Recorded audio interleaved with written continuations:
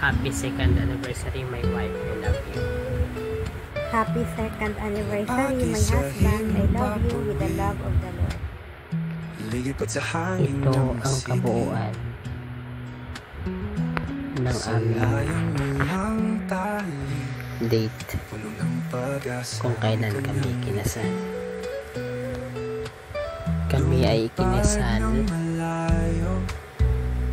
sa noong December 22,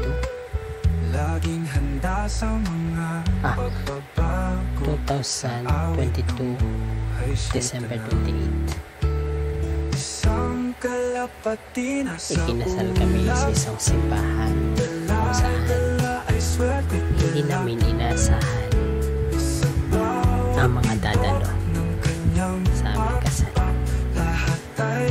Hindi ako nag-expect at hindi rin ako naghangad. Actually, lahat ng ito na dahil sa Panginoon, dahil sa biyaya niya.